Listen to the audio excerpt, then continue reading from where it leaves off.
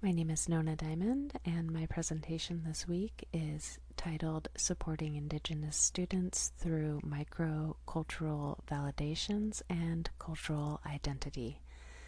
The article that I'm focusing on is called Supporting the Cultural Identity Development of Indigenous Youth, Findings from an Indigenous Educator's Community of Practice.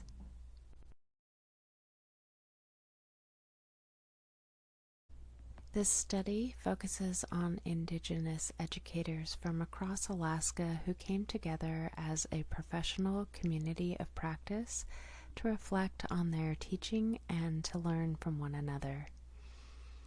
The purpose of the research was to better understand two main things. First, what teaching practices support Indigenous students' cultural identity development, and second, how participating in a professional community supports Indigenous teachers themselves. The authors of this article are also Indigenous educators who participated in the study, including Dr. Angela Lunda, Amber Fromhurst, William Gammas Bolton, Chelsea Cook, Barbara Dude, Naomi Leask, Roberta Littlefield, Jennifer McCarty, Shauna Pustinen, and Nastasia Vaska. This group met together over the course of an entire year to support one another, share classroom experiences and videos, and reflect on their teaching practices and collaboratively identify what truly nurtures Indigenous students' cultural identity development.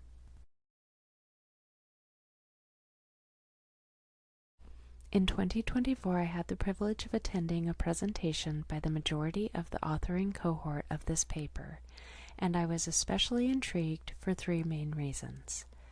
First, I was interested in how microcultural validations, or microaffirmations, are used to support Indigenous students in everyday classroom interactions. Second, I was interested in the practices that contribute to students' cultural identity development, especially the use of heritage language. And finally, I was really drawn to the idea of a supportive community of practice that brings Indigenous teachers together to reflect, support one another, and strengthen their teaching through Indigenous knowledge.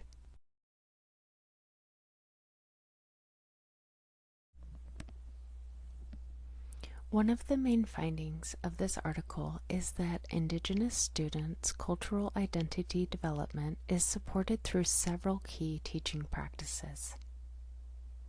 These include using and teaching heritage language, teaching through Indigenous stories, learning on and with the land, emphasizing cultural values, and using microcultural validations.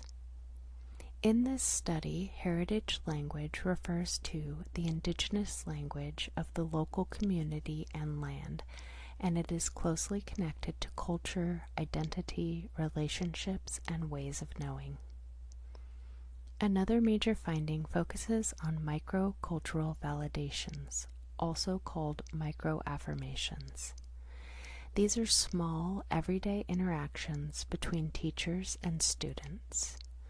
Some examples shared in the study include using students' Indigenous names, acknowledging clan relationships, speaking even a single word in the student's heritage language, and using eye contact, smiling, and respectful body language.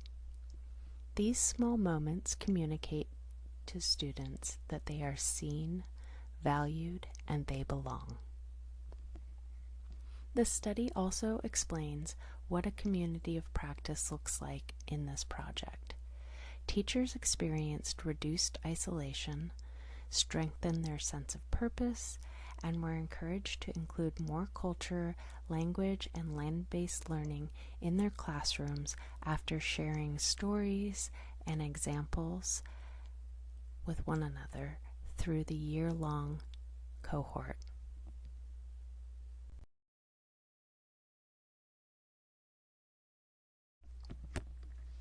While this article does not explicitly use this exact example, during the 2024 presentation I attended, the presenters shared a powerful microcultural validation by intentionally telling students that their ancestors were scientists, mathematicians, explorers, and more. I see this as an applied example of the microcultural validation described in the study because it affirms students' identity and challenges deficit narratives about Indigenous knowledge. This really stuck with me. The study shows that Indigenous knowledge is passed down through oral narratives, land-based education, traditional ecological knowledge, and cultural practices. These ways of knowing demonstrate that Indigenous peoples have always been scientists through close observation of ecosystems, plants, animals, and seasonal cycles. They have also been mathematicians through navigation, measurement, patterns, and harvesting systems. And they have always been explorers of their lands and waters, developing deep and complex knowledge of place over generations. This reframing is powerful for students because it challenges colonial ideas about whose knowledge counts and affirms Indigenous students' identities.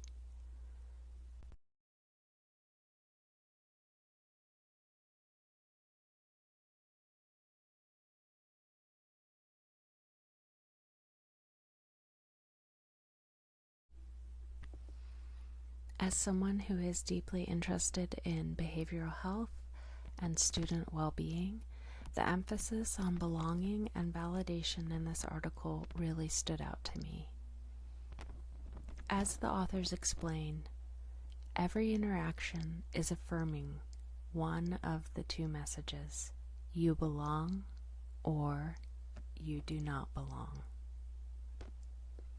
From a mental health perspective, microcultural validations help students feel emotionally safe and seen in school, which supports well-being and reduces stress. In terms of resilience, culturally grounded teaching connects students to language, land, and community, helping build a sense of purpose and strength when facing challenges. And for identity development, seeing their culture and knowledge valued in the classroom strengthens students' confidence and sense of belonging, helping them excel in school.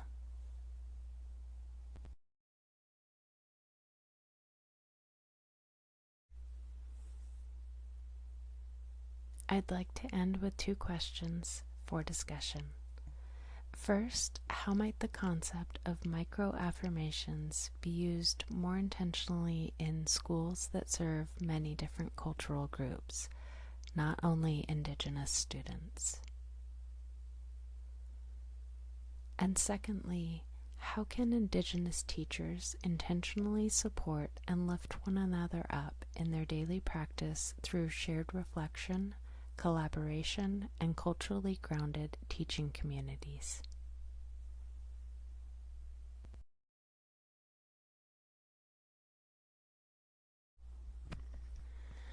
And finally, here are the sources I used for this presentation.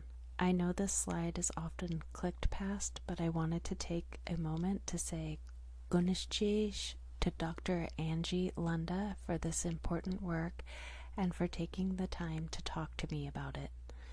Dr. Lunda is currently the interim dean for the School of Education on the Juneau UAS campus, and I am deeply grateful for her leadership and commitment to Indigenous education.